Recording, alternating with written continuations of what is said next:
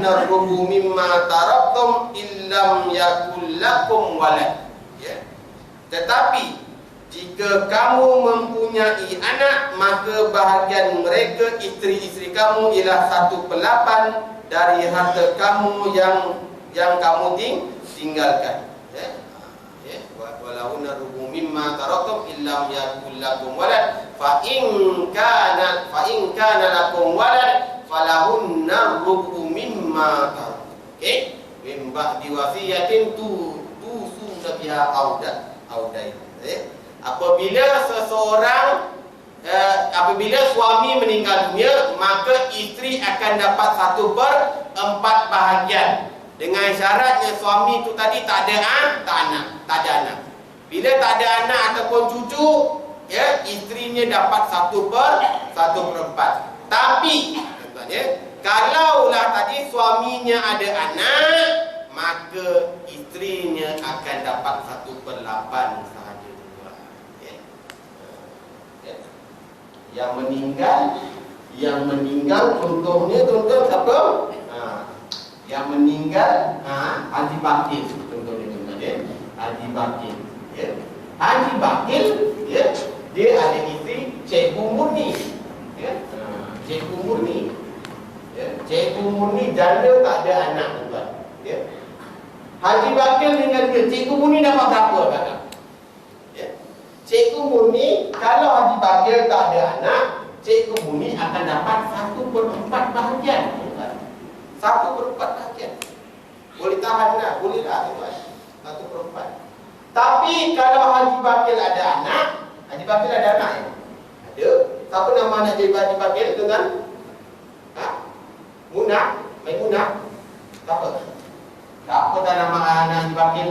Maka Cikgu Murni hanya dapat 1/8 bahagian sahaja. Paling sedikit pembahagian ataupun pecahan pembahagian yang paling sedikit disebut dalam Al-Quran, dalam ilmu faraid, ialah bahagian untuk isteri bila suaminya ada anak. Sikit. Maknanya tuan-tuan kalau meninggal dunia, tuan-tuan ada anak-anak tak? Ada tak? Ya, ada. Isteri tuan-tuan dekat rumah sebenarnya hanya dapat 1/8 saja. Sikit 1/8. Bakinya 7/8 bagi pada siapa? 7/8 akan jatuh kepada waris-waris yang lain. Ya. Contoh, Haji Bakir meninggal dunia, ditinggalkan Cikgu Murni, isteri. Ya. Lepas tu Haji Bakir ada seorang anak perempuan. Ya. Isteri dia akan dapat 1/8 tuan-tuan. Sebab Haji Bakir ada anak perempuan seorang anak perempuan, anak perempuan Haji Bakir seorang dapat 1/2. Ni nanti kita tengok ya, 1/2. Ya. Maka dekat sini pembahagiannya 8, 1, 4. Kemudian ada bagi 3. Macam mana ada bagi 3? Pembahagi dia asal masalahnya 8, 4 tambah 1, 5. 8 tolak 5 ada bagi 3. 3 ni nak bagi kepada siapa? 3 ni akan bagi kepada waris-waris yang boleh mewarisi harta pusaka mati secara asobah. Kalaulah Haji Bakir tak ada adik-beradik ataupun Haji Bakir tak ada bapa, maka 3 ini akan jatuh pada Baitul Mal. Ini ikut hukum Imam, ikut pendapat mazhab Imam Syafi'i. Ya. Haji Bakir banyak duit. Dia ada kedai kain. Dia ada duit banyak, simpanannya banyak. Nak bagi ke anak yatim pun dia tak nak bagi tuan-tuan. Ya. Yang dia tak repot dengan Cikgu Murni je tuan-tuan. Tapi bila dia meninggal dunia tuan-tuan, Allah takdir, Allah cukai dia tuan-tuan. Allah cukai Haji Bakir. Allah ambil 3/8 duitnya, 3/8 hartanya jatuh kepada Baitul Mal. Kadang-kadang tuan-tuan ada sebab musabab kenapa Allah jatuhkan harta kita kepada orang Islam semula. Cek balik kehidupan kita ni, Haji Bakir ni. Saya tak cerita tentang orang lain ya. Saya masukkan Haji Bakir. Haji Bakir ni pun tak ada. Sebenarnya orang ni tipu kita ni lakonannya. Haji Bakir dulu hidupnya kedekut. Haji Bakir dulu tak nak keluar duit, tak nak bayar zakat. Haji Bakir tak nak derma kepada anak yatim. Tuan, dia derma dengan cikgu murni je tuan. Itu sebab sebahagian duitnya jatuh pada Baitul Mal. Ini yang kadang-kadang kita kena tengok. Kata ni.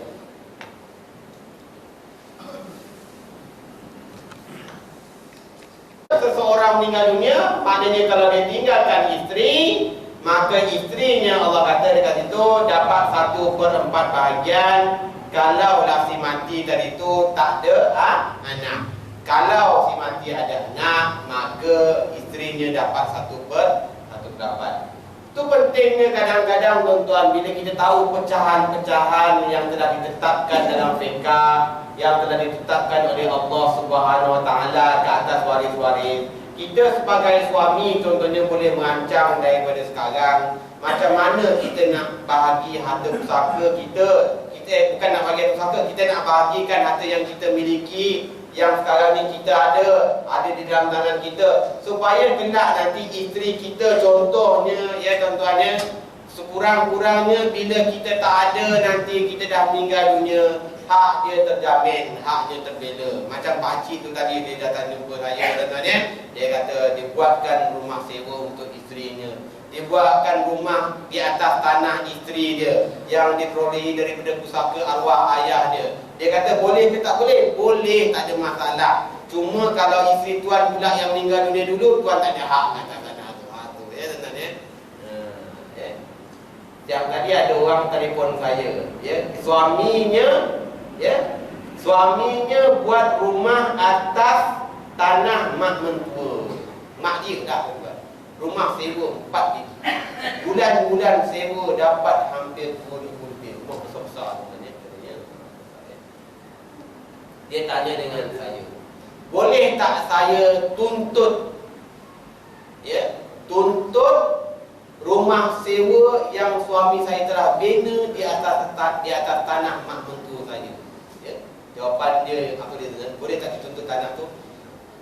Isterinya tak boleh tuntut tanah tu, tapi isterinya boleh tuntut ialah binaan-binaan yang telah dikeluarkan oleh suami, arwah suaminya ke atas tanah mak mentua.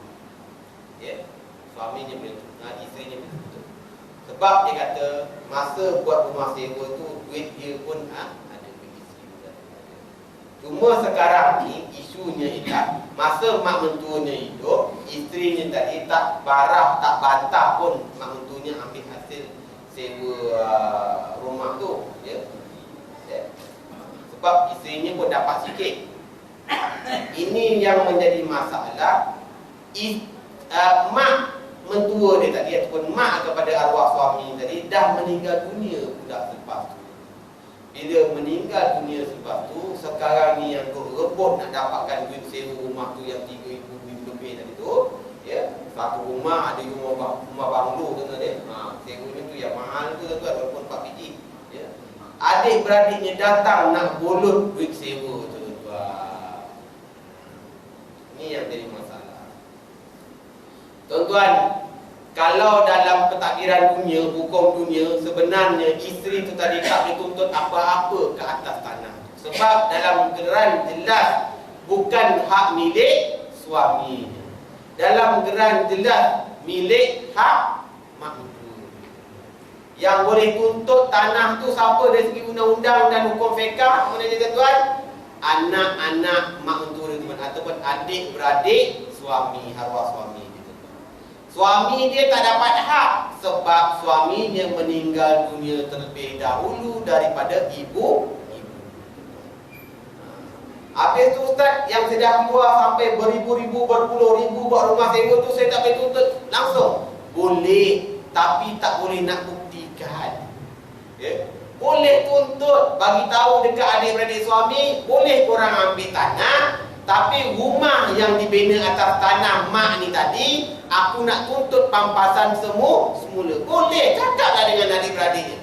Saya tanya dengan dia, adik-beradik arwah suami awak sanggup ke nak bayar dengan awak? Harga satu banglo yang awak buat tu dah berapa ratus ribu. Ni ada 4 Sanggup ke dia nak bayar? Tak sanggup Ustaz. Kalau tak sanggup macam mana nak tuntut? Tak boleh tuntut. Ya. Macam ni tak adil lah. Hak saya ada dekat situ. Itulah sebabnya kita kalau nak buat sesuatu, nak merancang sesuatu, nak buat rumah atas tanah pusaka ataupun tanah siapa kedua ibu bapa kita, pastikan kita rancang betul tuan-tuan. Pastikan kalau kita buat atas tanah mak mentua ke, tanah bapak mentua ke, kita buat rumah ke terlebih dahulu, belum lagi berlaku kematian. Pastikan kalau kita buat, kita bina rumah tu ikut bahagian yang nanti kita akan dapat. Kalau tak ada bahagian macam isteri tu tadi tu, habislah tuan-tuan. Macam tu lah. Namun begitu sebenarnya, tuan-tuan isteri tu tadi sebenarnya dah dapat hak-hak harta yang lain. Ada tanah dekat Tanjung Malim, ada tanah dekat Perak, ada rumah Penelot. Dia kata cukuplah. Ambil yang itu pun dah cukup. Yang kau nak pergi lawan ambil yang sana tu. Itu saya kata, kita ni kadang-kadang jangan tamak sangat. Tuntutlah apa yang kita mampu. Ni semua dia nak tuntut. Dia tak tahu tuan-tuan, bila suami yang meninggal dunia tadi tu, mak dia hidup. Ikut hukum faraid, mak dia dapat 1/6 bahagian daripada harta suami dia. Itu dia tak tahu lagi tu. Dibuatnya adik-beradik di sana tak nak betul langsung.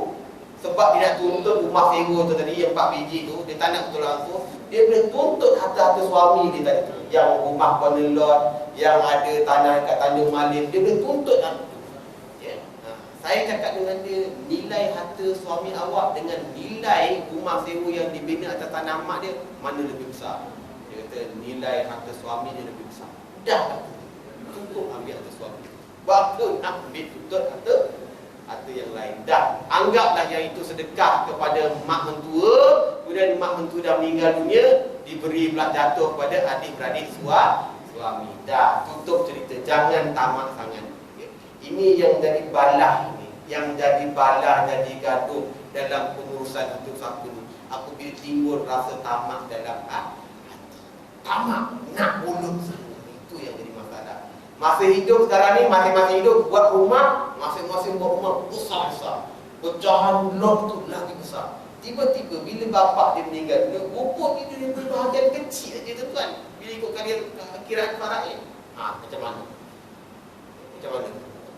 Itu sebabnya kita semasa hidup ni tuan-tuan, yang paling penting sekali ialah hubungan silaturahim itu cantik. Adik-beradik cantik, dengan mak cantik. Jangan nanti ada satu kes orang budak UiTM belajar medik tuan-tuan, dengan mak dia hubungan tak cantik. Bila suami ataupun bapak dia meninggal dunia, mak dia tadi memang dah dia berpisah, tak duduk sama, tapi ikatan perkahwinan ada. Dia orang kaya-kaya ni style macam tu dekat Salam tuan. Berpisah tapi tak bercerai. Tuan-tuan bila mereka cerai, suami ataupun bapak budak dia tadi meninggal dunia, isteri dia tu datang rumah dia, ambil semua harta geran-geran tanah diambil oleh isteri dia tadi. Anak perempuan yang dibeli oleh bapak dia tadi tak dapat. Dia dengan saya. Kesian dia ambil magic. Tu nak tunjukkan sebenarnya yang paling penting semasa hayat hidup kita sekarang, Allah bagi bina hubungan silaturahim yang baik sesama kita, sesama waris. Sebab nanti Allah akan tunjukkan lepas kematian. Percayalah cakap saya. Bila berlaku saja kematian, masa tu dah timbul macam-macam isu, macam-macam masalah. Ini semua berpunca daripada masalah hubungan silaturahim di antara ahli waris. Jangan sampai putus hubungan silaturahim. Jangan sampai hubungan putus dengan mak. Jangan sampai putus hubungan dengan ibu. Jangan sampai putus hubungan dengan adik-beradik. Nanti Allah akan tunjuk nanti lepas kematian.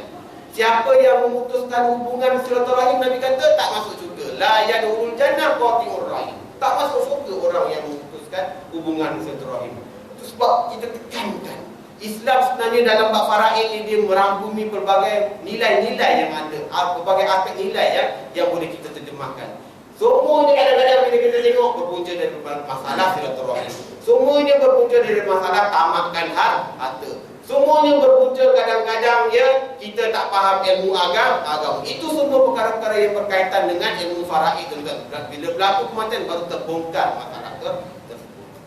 Ya, tuan-tuan yang dirahmati Allah sekalian. Saya kira cukup sekadar kita berhenti dekat masalah hal isteri, tuan-tuan ya. Dan sebelum saya berhenti, saya bukalah ya kepada tuan-tuan, mungkin ada sebarang persoalan yang dah ditanya berkaitan dengan ilmu faraid ataupun apa yang saya mampu jawab, dipersilakan dengan tuan-tuan. Ada? Ya tuan. Ya, silakan.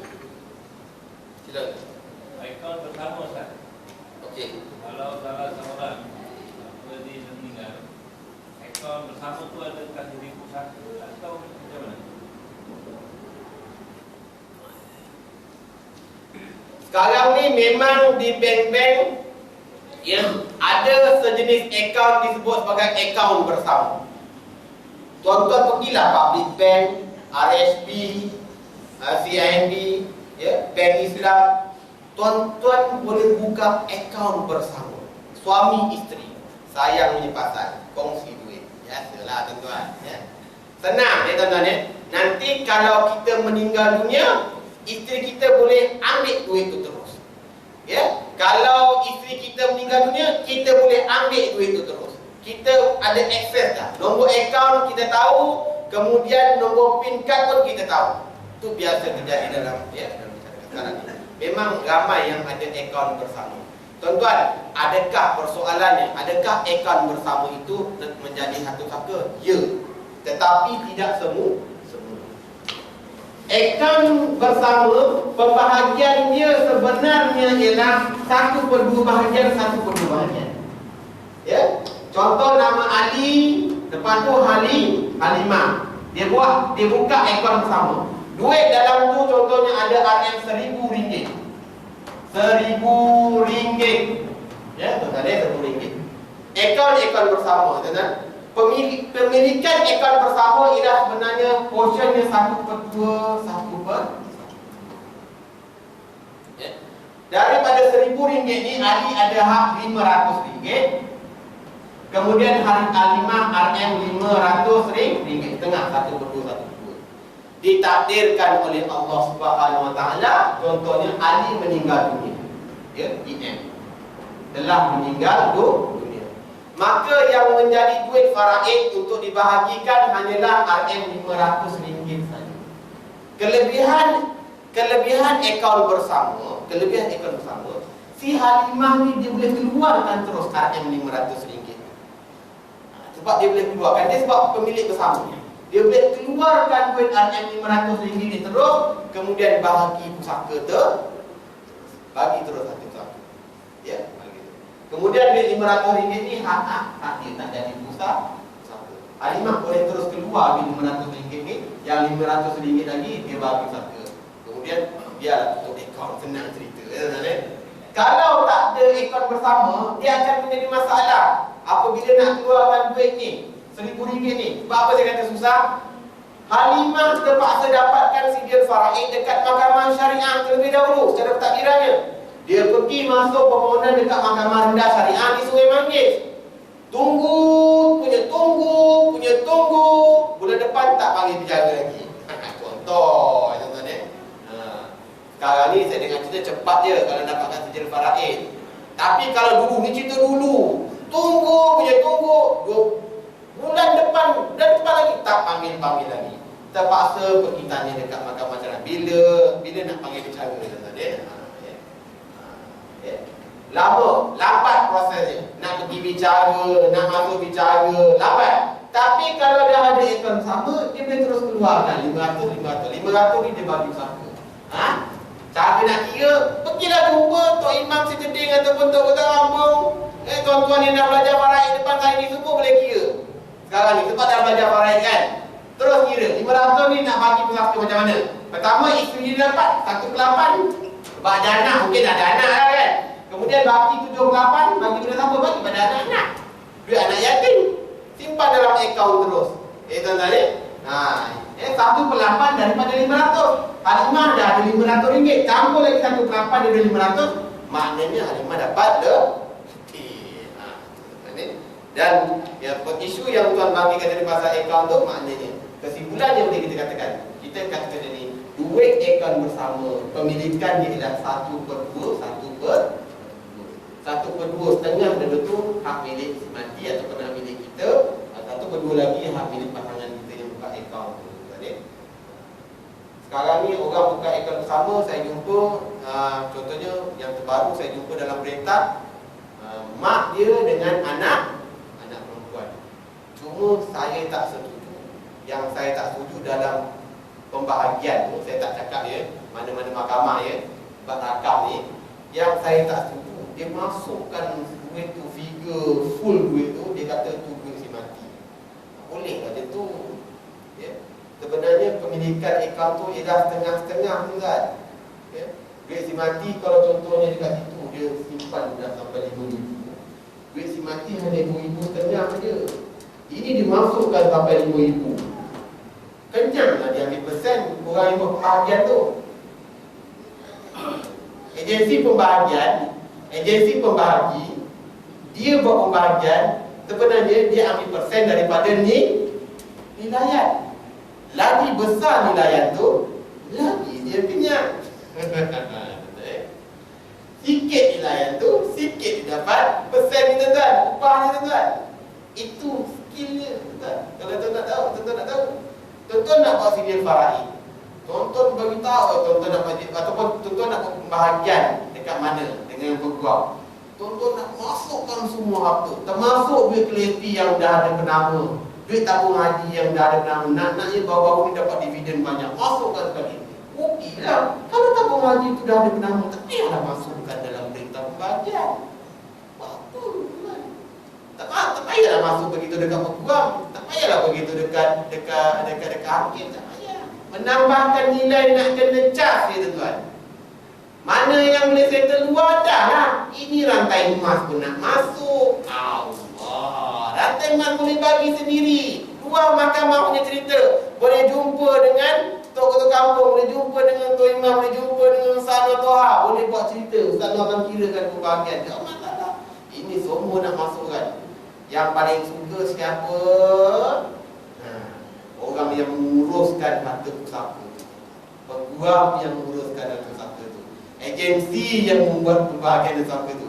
Sebab pembahagian itu dia akan ambil cukai daripada nilai harta pusaka yang ditinggalkan oleh si mati. Kalau boleh dia pula kan apa kena masukkan. Okey, tuan. Ya.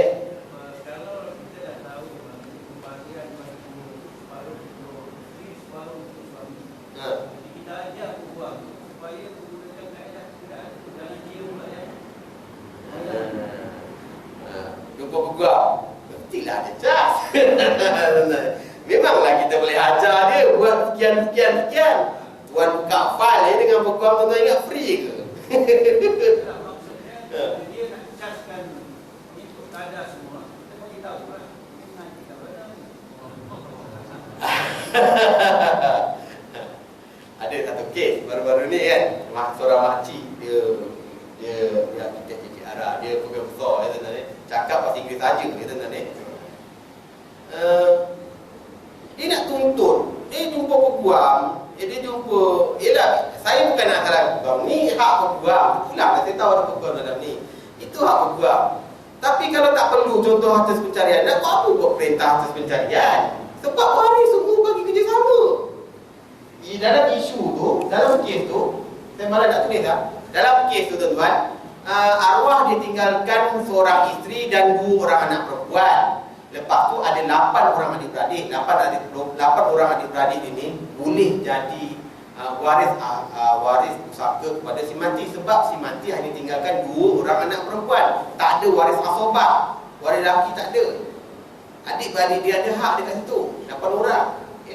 Saya tanya adik-beradik, okey ke?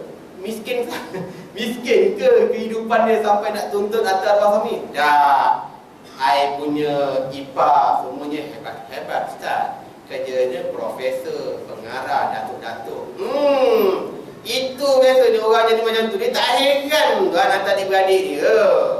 Biasa kalau nak kumpul adik-beradik, kumpul diorang cakap harta pusaka arwah abang suami saya sekian. Cakap dengan diorang. Ya tuan-tuan. Saya nak buat pembahagian atau siapa, tapi saya nak minta abang-abang, kakak-kakak, adik-adik ipar tersayang, ya, pembahagian atau siapa ni kalau boleh nak saya dan anak-anak mewarisi. Agak-agak adik-adik dia yang profesor tu bagi kerja sama tak? Orang profesional tuan-tuan, banyak duit, biasa dia bagi kerja sama je tuan-tuan, tak ada masalah. Yang sampai kita takut sangat lantik peguam nak ambil pergi apa nama tu, perintah atas pencarian lah, nak dapatkan sijil faraid lah. Buat apa? Adik-beradik waris semua bagi kerja sama, terus dia dapatkan perintah pembagian. Tapi kes tu special sikit ya. Dia tak boleh diselesaikan dekat pejabat bersangkutan. Kes tu dia kena selesaikan di Mahkamah Tinggi Sivil di Shah Alam. Sebab harta arwah suaminya ialah nilainya ialah 4 juta. Kaya orang kaya. 4 juta Aku tak terfikir ada harta banyak tu. Tak terfikir langsung dalam kepala aku. Banyak duit, banyak tinggi nilainya, maka kes tu kena selesaikan di Mahkamah Sivil, Mahkamah Tinggi Sivil. Apabila lebih 2 juta, tuan-tuan kena hati-hati. Kalau tuan-tuan ada harta 2 juta ke atas, tanah harga 1 ekar ada rumah sebiji dekat Damansara, sebiji lagi di Shah Alam, di Banting ada sebiji rumah. Nilai-nilai semua di Shah Alam tuan-tuan, rumah bukannya 10,000, 50,000, 100,000 tuan-tuan. Rumah dekat Shah Alam tu, kalau rumah yang deret-deret orang kaya Seksyen 6 tu tuan-tuan, tak main 100,000 tuan-tuan, setengah juta satu tuan-tuan. Kalau dah ada 2-3 biji dulu, beli murah. Sekarang harganya sekali dikalkulit, dinilaikan hartanya lebih daripada 2 juta, 3 juta tuan-tuan. Bila nilainya lebih 3 juta, permohonannya kena buat di Mahkamah Tinggi Sivil tuan-tuan, di Shah Alam. Di Shah Alam, tak boleh kat mahkamah rendah saja, dekat Mahkamah Tinggi Sivil, Mahkamah Tinggi Shah Alam dekat sana. Bukan mahkamah syariah Mahkamah Sivil. Bila nak masuk Mahkamah Sivil tu, bukan tuan-tuan senang-senang minta terus dia dapat perintah. Tuan-tuan kena lantik peguam.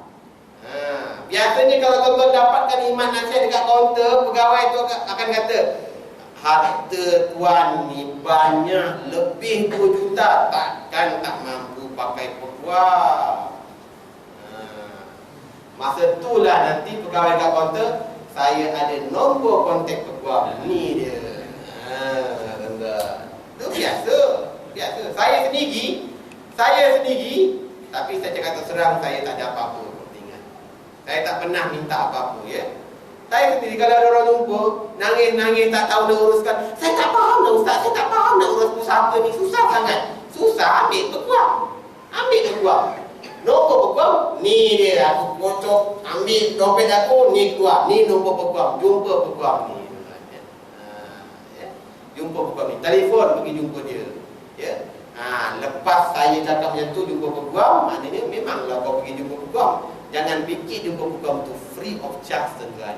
Siap sedia dengan duit kantor yang ada dalam badan tu untuk membayar charge peguam. Buka file dia, bukannya free tuan-tuan, dah kena dah charge tuan-tuan. Surat tuan-tuan nak hantar dekat adik-beradik tu, itu pun kena bayar tuan-tuan. Ingat free ke? Nak pergi mahkamah tu, minyak peguam tu nak pergi mahkamah tu, ingat apa? RM10 macam taksi, dah dapat RM10 tuan-tuan. Sedia dah 200, 300, itu biasa. Dah namanya pakai peguam tuan-tuan. Melainkan kalau tuan-tuan mampu untuk mohon sendiri, dapatkan perintah di Mahkamah Sivil, tutup bidang. Tapi jarang lah tuan-tuan. Di kaunter tu biasanya saya dengar cerita, kebanyakan orang begitu dekat saya, dia akan nasihatkan suruh ambil peguam. Sebab nilai harta yang ditinggalkan oleh semati lebih daripada 2 juta. Dia akan cakap mudah, harta lebih 2 juta, takkan tak nak pakai peguam. Padahal makcik tu kan ada duit pun, suami dia punya harta tuan-tuan banyak tapi makcik tu tak ada duit pun nak bayar. Dah tuan-tuan, dulu hidup kedekut sangat, tengok kena cas berapa, 30,000